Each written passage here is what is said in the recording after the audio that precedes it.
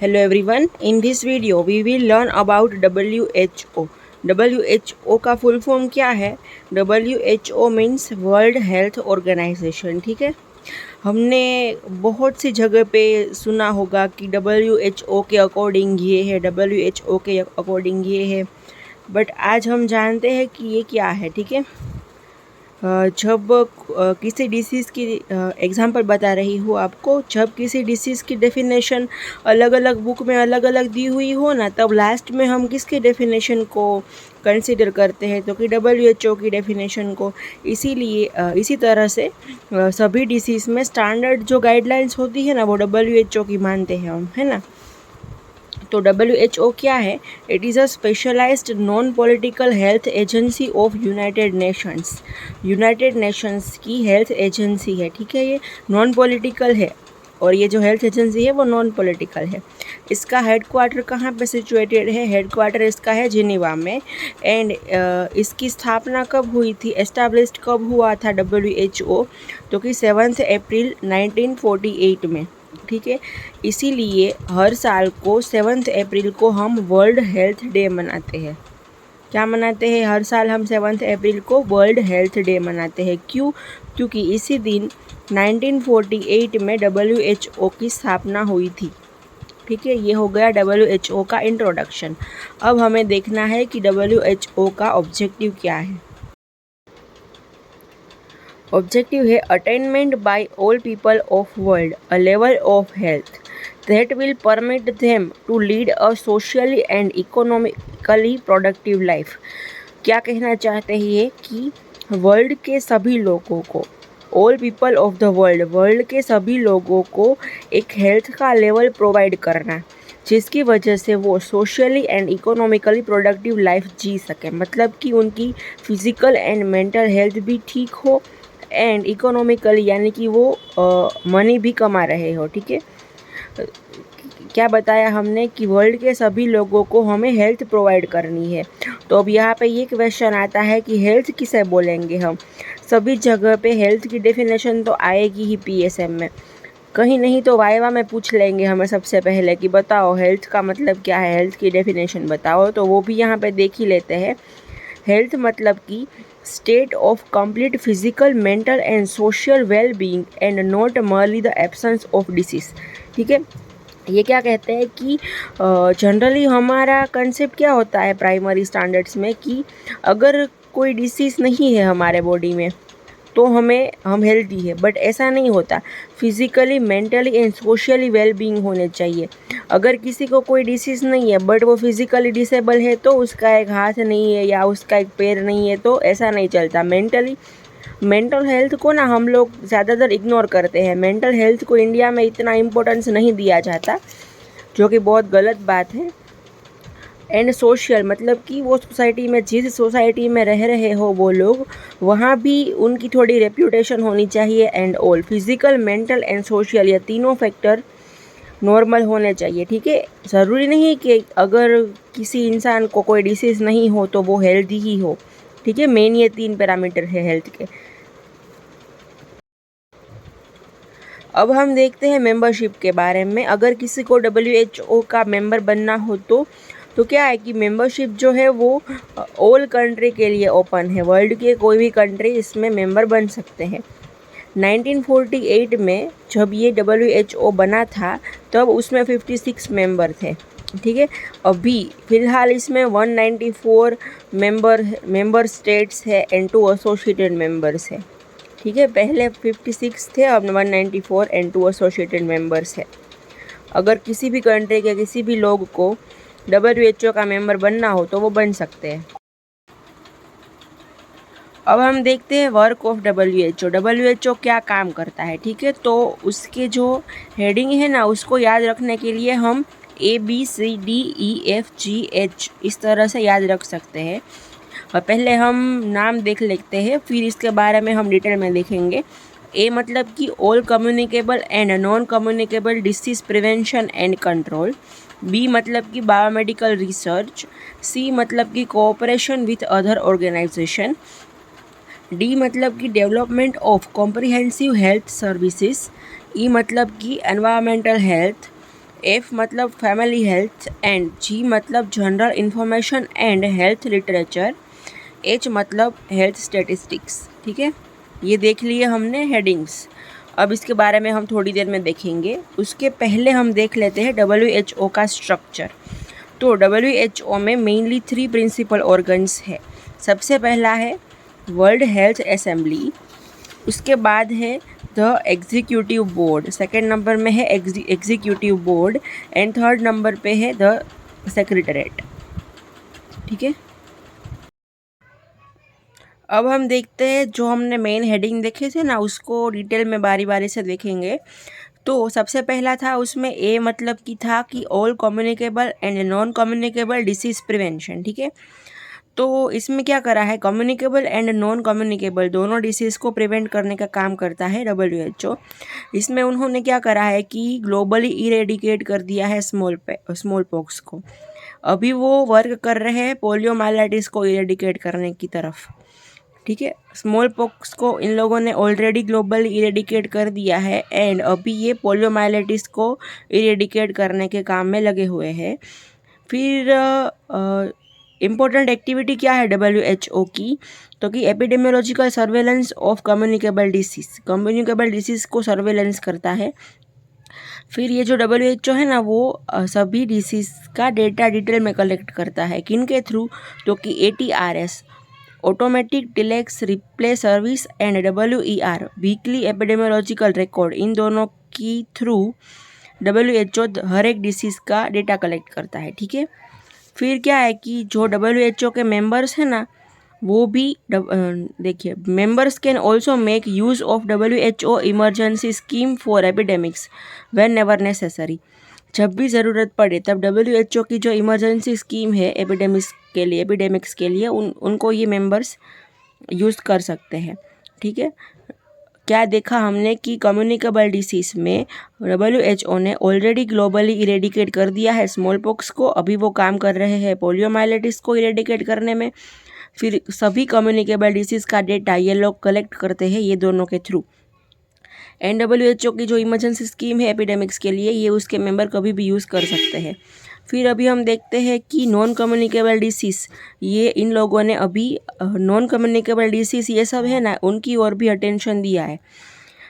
जैसे कि non communicable disease कौन कौन से, जैसे कि cancer, cardiovascular disease, genetic disorders, diabetes, blindness, mental disorder, drug addiction and dental disease, ऐसा जो नॉन कम्युनिकेबल डिसीज़ है उनकी ओर भी ये ध्यान दे रहे हैं, इनमें भी ये वर्क कर रहे हैं। ठीक है, अदर एक्टिविटी क्या है इन लोगों की, तो कि vector biology and control, vector control करने में भी ये काम कर रहे हैं, इम्यूनोलॉजी के फील्ड में भी काम कर रहे हैं and quality control of drug and biological products and drug की क्वालिटी अच्छी हो, इनमें भी ये लोग ध्यान दे रहे हैं। ठीक है, communicable disease, non communicable disease and other activities, ये सब हमने देखा किस हेडिंग के थ्रू, तो कि on all communicable and non communicable disease prevention and control. ये जो मेन थे ना हमारे ABCD, इनमें से ये जो फर्स्ट नंबर वाला था, ये जो फर्स्ट नंबर वाला है ये हमने देख लिया है। ठीक है, अभी सेकेंड नंबर में बी पर से देखते हैं हम बायोमेडिकल रिसर्च। तो बायोमेडिकल रिसर्च में क्या है कि WHO के जो मेंबर्स हैं वो खुद बायो रिसर्च नहीं करते। WHO does not it self do research. ठीक है, but stimulate and coordinate research work, ये लोग खुद रिसर्च नहीं करते बट जो लोग रिसर्च कर रहे हैं उनको प्रोत्साहित करते हैं एंड उसका कोऑर्डिनेशन करते हैं। फिर इन लोगों ने WHO has established a world wide network of WHO collaborating centres. ठीक है, इन लोगों के सेंटर्स पूरे वर्ल्ड में सभी जगह पे है। ये लोग क्या करते हैं, जो लोग रिसर्च करना चाहते हैं ना उन लोगों को ग्रांट्स प्रोवाइड करते हैं। मनी की ज़रूरत उन लोगों को होती है ना, तो they provide grants for research to research workers and research institute and research workers को ये लोग ग्रांट्स प्रोवाइड करते हैं। ठीक है, रिसर्च को प्रमोट करने के लिए। जनरली हमारे इंडिया में तो रिसर्च में कोई जाने की ट्राई नहीं करता। रिसर्च हमें पता ही है ना, हमारे इंडिया में तो रिसर्च बहुत कम होता है बट कम। ठीक है, तो रिसर्च को प्रमोट करने के लिए ये लोग रिसर्च वर्कर्स को एंड रिसर्च इंस्टीट्यूट को ग्रांट्स प्रोवाइड करते हैं। ठीक है, सेकंड नंबर वाला देख लिया हमने, बी पर से बायोमेडिकल रिसर्च। फिर सी पर से क्या था कि कोऑपरेशन विथ अदर ऑर्गेनाइजेशंस। इसमें क्या है कि WHO collaborates with United Nations and with other specialized agencies. WHO United Nation and other agencies के साथ मिलकर काम करता है, ठीक है, वर्किंग रिलेशनशिप को मेंटेन करता है। फिर फोर्थ नंबर पे डी पर से हमने देखा था कि development of comprehensive health services. इसमें क्या है कि ये जो है ना वो मोस्ट इम्पोर्टेंट फंक्शन है WHO का, to promote and support national health policy development. National health policy development के लिए ये इन लोगों का, नेशनल हेल्थ पॉलिसी को प्रमोट एंड सपोर्ट करने का ये इन लोगों का बहुत ही इम्पोर्टेंट फंक्शन है। एंड ये लोग क्या करते हैं कि नेशनल हेल्थ पॉलिसी को प्रमोट करते हैं, सपोर्ट करते हैं, एंड इनके साथ साथ ये जो नेशनल हेल्थ प्रोग्राम्स हैं ना उनके डेवलपमेंट में भी हेल्प करते हैं, ठीक है। हेल्थ सर्विस में ही आता है ना ये नेशनल जो हेल्थ पॉलिसीज़ होती है, नेशनल हेल्थ प्रोग्राम्स होते हैं, ये दोनों किन में आते हैं, हेल्थ सर्विस में, ठीक है। इनको डेवलप करने का काम कौन करता है, हेल्प कौन करता है, WHO। तो देख लिया हमने इसमें से biomedical research, cooperation with other organisations and development of comprehensive health service, ठीक है। अब हम ई पर से देखते हैं एनवायरमेंटल हेल्थ। तो क्या है कि WHO एडवाइस करता है गवर्नमेंट्स को on national programmes for the provision of basic sanitary service. Environmental health में एनवायरमेंट नाम पर से ही हमें पता चलता है कि हमें एनवायरमेंट को क्लीन रखना है, ठीक है। तो बेसिक जो सैनिटरी सर्विस है उसको प्रमोट करने के लिए गवर्नमेंट को एडवाइस करता है कि भाई आप अपने कंट्री में नेशनल प्रोग्राम्स बनाइए, ठीक है। हमारे इंडिया में जो एग्जाम्पल के तौर पर हमारे इंडिया में जो अभी थोड़े साल पहले स्वच्छ भारत मिशन आया था ना, उस तरह से। फिर इनकी जो एक्टिविटीज़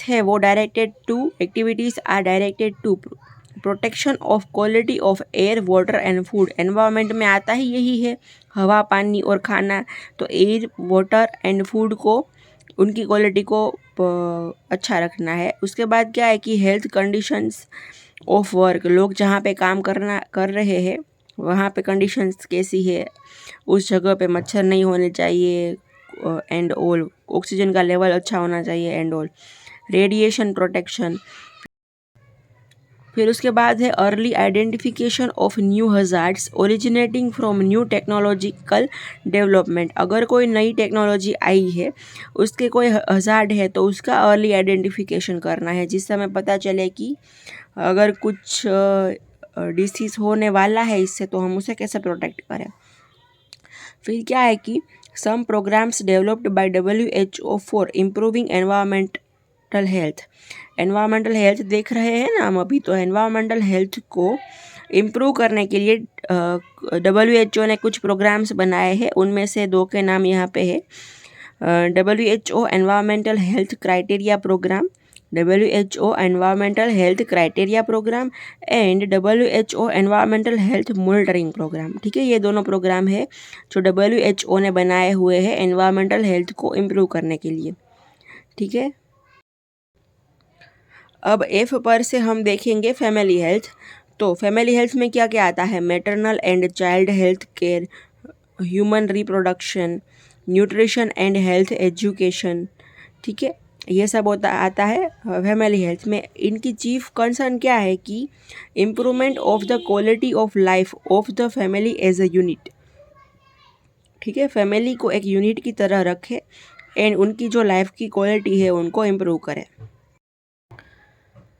फिर अभी हम देखेंगे 7 नंबर पे है general information and health literature. इसमें क्या है कि मैंने स्टार्टिंग में ही आपको बताया था ना कि WHO की खुद की एक गाइडलाइंस होती है, ठीक है। अगर हमें किसी डिसीज़ में कन्फ्यूजन हो रहा है कि कौन सी डेफिनेशन को फॉलो करें या कौन से प्रोटोकॉल को फॉलो करें, तो एंड में हम किसको हम फॉलो करते हैं, WHO के प्रोटोकॉल को, ठीक है। तो इनमें ऐसा ही कुछ आता है कि WHO act as a clearing house for information on health problems. अगर हेल्थ प्रॉब्लम से रिलेटेड कोई भी हमें क्वेश्चन है, कोई भी क्वेरी है, तो हम लास्ट में कहाँ पे देखते हैं? WHO की साइट पे या WHO की गाइडलाइंस में। फिर क्या है कि WHO की खुद की एक पर्सनल लाइब्रेरी है, ठीक है। WHO की लाइब्रेरी होती है, उसमें क्या है कि जो भी मेडिकल लिटरेचर है ना उसकी इन्फॉर्मेशन होती है, ठीक है। MED मतलब कि medical literature analysis and retrieval system. इनके लिए सेंट्रल यूनिट की तरह कौन एक्ट करता है? ये WHO की जो लाइब्रेरी होती है वो, ठीक है। फिर क्या है कि WHO has public information service eight headquarters and at each 6 regional office. WHO की रीजनल ऑफिस होती है, हर 6 रीजनल ऑफिस पे ये एक पब्लिक इंफॉर्मेशन सर्विस अवेलेबल होती है वहाँ पे, ठीक है। फिर क्या है? Health statistics. इसमें क्या है कि WHO has been concerned with dissemination of a wide variety of morbidity and mortality statistics relating to health problems। अगर कोई डिसीज़ नया आया है या फिर डिसीज़ का एपिडेमिक्स हुआ है, पेंडेमिक्स हुआ है, तो उससे कितनी डेथ हो रही है, किस वजह से कितनी डेथ हो रही है, कौन सी जगह पे कितनी डेथ हो रही है, ये सब कुछ को वो परसेंटेज एंड ऑल हम टीवी में देखते रहते हैं ना, वो स्टेटिस्टिक्स कहाँ से मेनली होता है तो कि ये WHO करता है वो, ठीक है। बायोस्टेट में अगर आपने पढ़ा हो तो आपको समझ में आएगा ये कि सभी डिसीज़ का मोर्टालिटी एंड मोर्बिडिटी रिलेटेड जो डेटा है जिसको हम ग्राफ में ड्रॉ करके बताते हैं, ये सब कुछ कौन करता है? WHO। फिर ये जो डेटा होता है ना वो पब्लिश कहाँ पे होता है? तो कि वीकली एपिडेमियोलॉजिकल रिकॉर्ड में and world health statistics annual, इनमें ये डेटा पब्लिश होता है। WHO publishes international classification of disease which is updated every 10th year, ठीक है। WHO जो डिसीज़ का क्लासिफिकेशन सब डिसीज़ का हम पढ़ते हैं ना वो कौन पब्लिश करता है? WHO, and update her every 10th year वो अपडेट होता है, ठीक है। फिर क्या है कि ये जो WHO है ना उसके रीजन्स होते हैं। WHO ने 6 रीजनल ऑर्गेनाइजेशंस एस्टैब्लिश्ड की है, ये 6 उनमें से एक ये जो साउथ ईस्ट एशिया की है ना वो हमारे इंडिया में न्यू दिल्ली में है, ठीक है। फिर ये नाम अगर आपको याद रखना हो तो रख सकते हैं, अगर नहीं रखना तो इतना इनफ है, ठीक है। आई होप आपको WHO के बारे में समझ में आ गया है। अगर कोई डाउट है तो आप मुझे मेरे मेल आईडी में, मेरे इंस्टाग्राम में या फिर कमेंट सेक्शन में कहीं भी पूछ सकते हैं। अगर कोई सजेशंस है तो भी वहाँ पे दे सकते हैं, ठीक है। Thank you.